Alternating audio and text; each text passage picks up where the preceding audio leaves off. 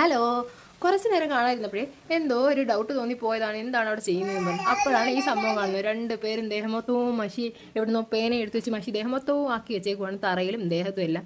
പിന്നെ അതൊക്കെ ഒരു വിധം ഒന്ന് വൃത്തിയാക്കി തുടച്ച് 2 പേരെ കുളിപ്പിച്ചെടുത്തപ്പോഴാണ് ഇക്ക കളിക്കുന്നത്.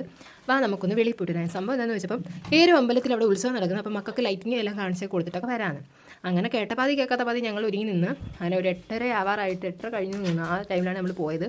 അങ്ങനെ അടിപൊളി ലൈറ്റിങ്ങും സെറ്റിങ്സൊക്കെ ആയിരുന്നു. നല്ല രസമുണ്ടായിരുന്നു കാണാൻ. ഞാൻ ഇതിന് മുമ്പ് ഇങ്ങനെ ഉത്സവത്തിനായിട്ട് ഇങ്ങനെ പോയിട്ടില്ല. ജസ്റ്റ് വീടിൻ്റെ താഴെ ഭാഗത്ത് പോയി റോഡിൻ്റെ സൈഡിൽ പോയി നിന്നിട്ട് കണ്ടിട്ടുള്ളൂ, അങ്ങോട്ട് പോയിട്ടില്ല. ഇതെൻ്റെ പൊന്നു മക്കളെ അടിപൊളി ലൈറ്റിംഗ് ആണ്, എനിക്ക് ഭയങ്കരമായിട്ട് ഇഷ്ടപ്പെട്ടു.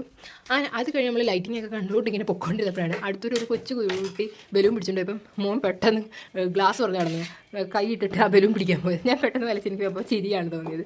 അങ്ങനെ പിന്നെ അവനൊരു ബലൂണൊക്കെ വാങ്ങിച്ചു കൊടുത്ത് അതിനുശേഷം നമ്മൾ നേരെ ചന്ദനക്കാവിൽ പള്ളിയിലോട്ട് പോയി. പള്ളി അടച്ചിട്ടുണ്ടായിരുന്നു പോയപ്പോഴത്തേക്കും. പിന്നെ നമ്മൾ പോയി കാണിക്കൊക്കെ ഇട്ട് അതിന്